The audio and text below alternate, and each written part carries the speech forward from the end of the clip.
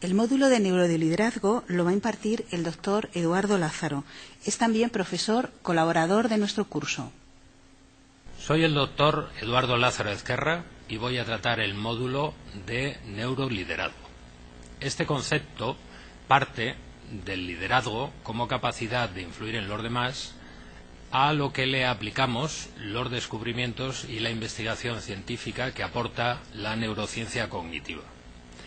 En esta realidad cambiante del paradigma actual que llamamos cuántico, y en esta interrelación de personas en unos contextos en los que no tenemos todos los datos para tomar decisiones, es interesante que nos basemos en la ciencia para no actuar por el método de ensayo-error, sino tener previsto lo que puede dar resultado. Llevo 30 años interesado en el tema del liderazgo y también dirigiendo equipos de trabajo.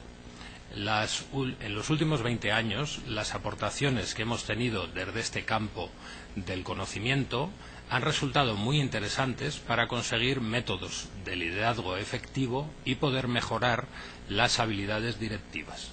En este sentido, hemos tenido que acostumbrarnos a utilizar capacidades como cambiar de opinión, asumir que construimos el futuro a través de nuestra memoria.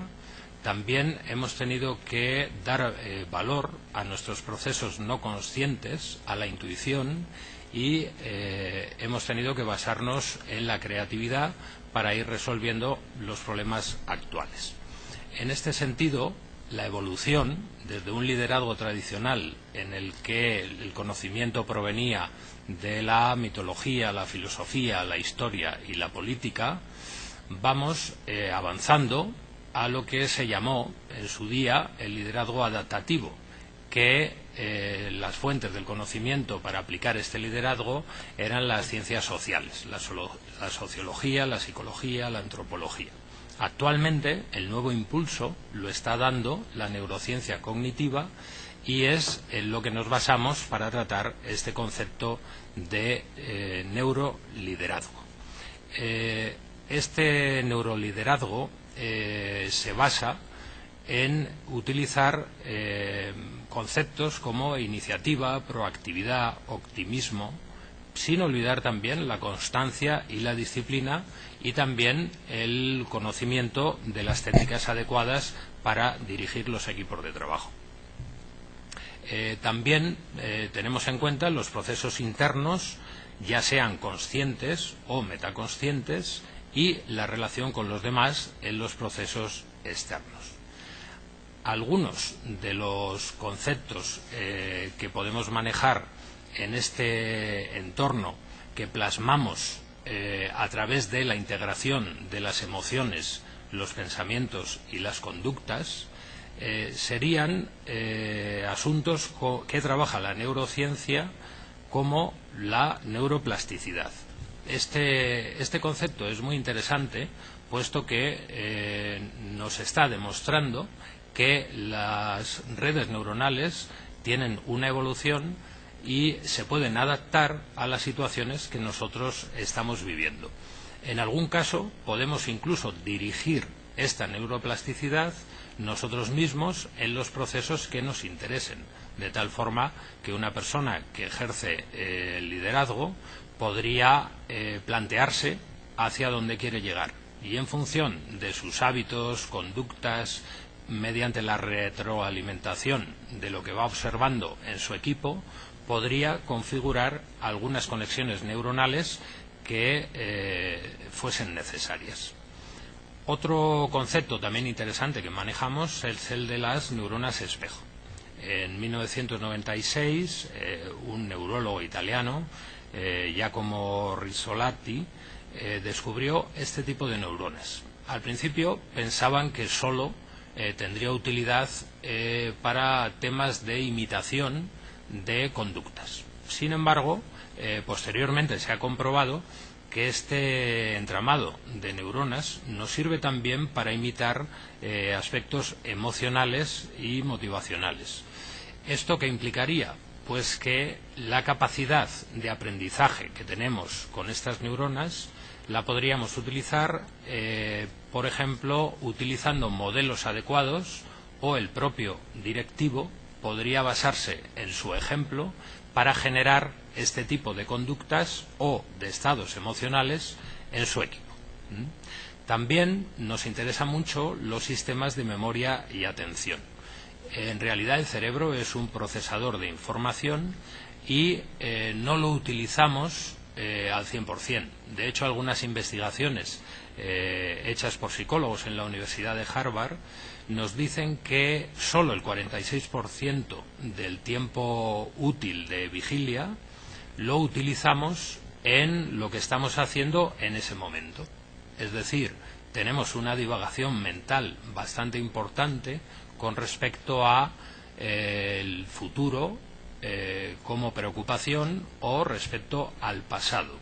Y esto es una capacidad humana que nos da bastante facultad para tener en cuenta la experiencia y poder hacer una planificación, pero tiene un coste emocional importante, porque las emociones las vivimos en el presente, pero en algunos casos pueden estar fundamentadas en cosas que ya han pasado o pueden estar preocupándonos por cosas que ni siquiera han pasado.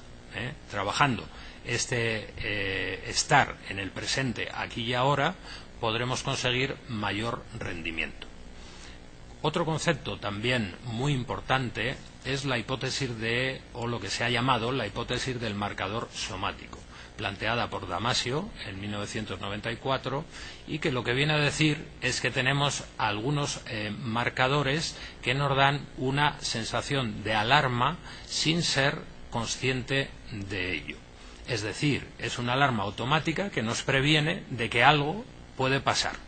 Lo tenemos acumulado, es una cuestión bastante física y lo que haría es que no deja entrar en nuestra matriz de decisiones algunas posibilidades que de otra forma sí tendríamos, lo cual puede ser bastante útil siempre y cuando la persona esté en esa línea de trabajo y vaya procesando sus experiencias con una emocionalidad adecuada. Cuestión muy interesante también para toda persona que ejerza el liderazgo. Más conceptos interesantes que trabajamos, pues por ejemplo los sistemas de refuerzo-recompensa, principalmente en el sistema límbico y a través del neurotransmisor dopamina, tenemos la sensación de sentirnos bien, de recompensa, de placer, en contra de lo que se ha llamado rechazo o alarma. Bien, si nosotros identificamos cuáles son los estímulos que nos activan ese sistema de refuerzo-recompensa, podremos utilizarlo para motivar a nuestro equipo de trabajo y también para motivarnos nosotros mismos.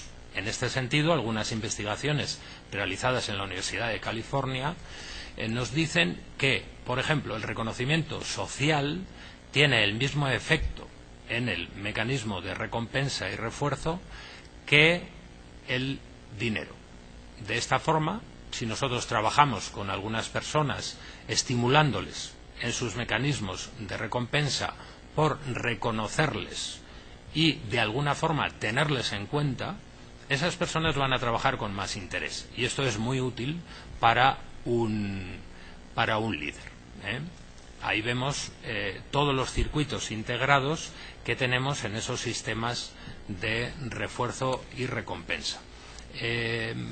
Muchas veces o antiguamente pensábamos que la clave estaba en el razonamiento, en la corteza prefrontal, y sí, es verdad que el razonamiento está principalmente basado en esa zona del cerebro, pero como podemos ver, la corteza prefrontal está muy relacionada con otros sistemas más emocionales y de percepción, con lo cual tenemos una integración de todos los sistemas que es lo que nos va a dar esa capacidad de, al final, integrar la razón y la emoción para mejorar en nuestros procedimientos.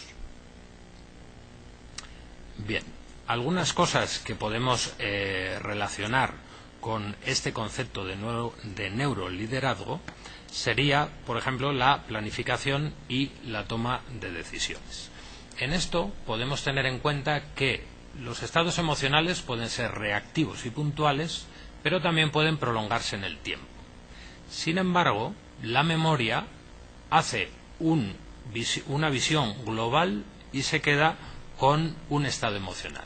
Es decir, en un proceso que ha podido ir bien, tenemos situaciones que pueden darnos preocupación, pero al final nos quedaremos con el éxito, por ejemplo, de esta operación. Con el tiempo nos pasarían desapercibidos esos problemas que hubo. Nos quedaremos con una visión global de que las cosas fueron bien.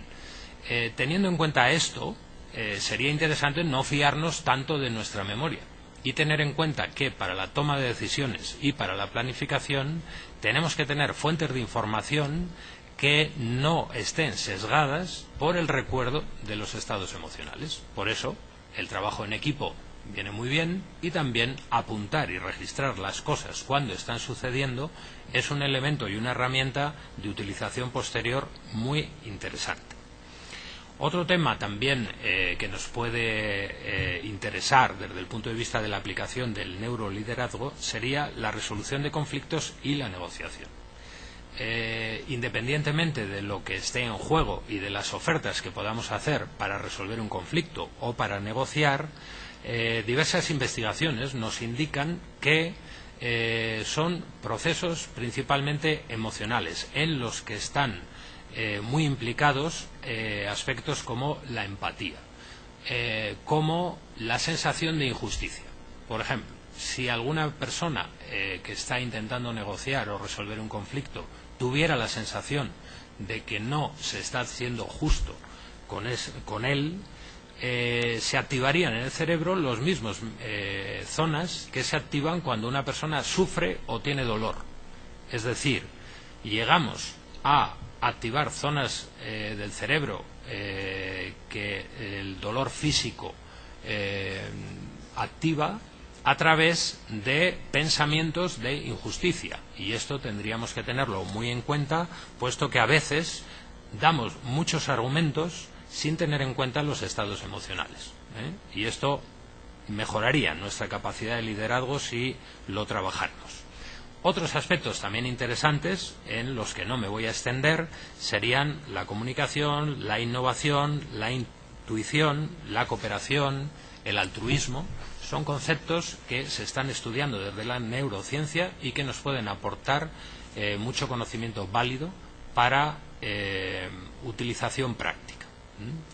En este proceso, y con toda esta serie de conceptos y investigaciones que nos dan pautas a seguir,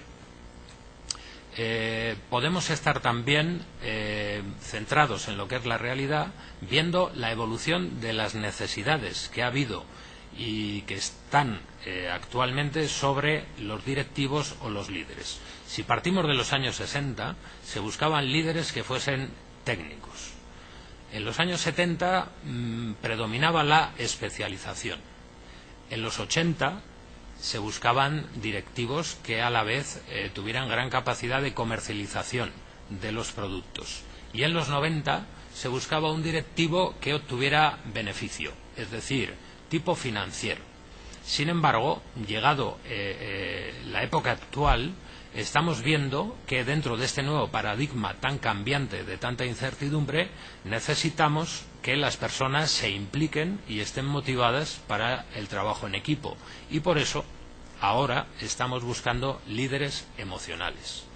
Esos líderes emocionales tendrían que trabajar las habilidades directivas del neuroliderazgo para conseguir rendimiento, para conseguir la integración de sus creencias en relación a sus emociones, para manejar su propia motivación y el optimismo y transferirlo a sus equipos de trabajo, e incluso utilizar estrategias y técnicas muy actuales como el coaching.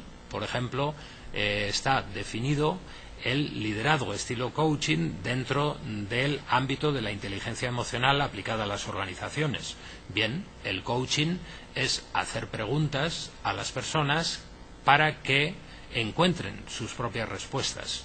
Si nos fijamos, es un proceso de comunicación en el que estamos activando ese mecanismo de refuerzo y recompensa, dopamina, que hablábamos antes, porque me siento reconocido por la persona, además se tiene en cuenta lo que yo digo y de esa forma me motivo para buscar soluciones. Es un ejemplo práctico de cómo herramientas que se están utilizando actualmente tienen cabida dentro del neuroliderazgo con una base científica.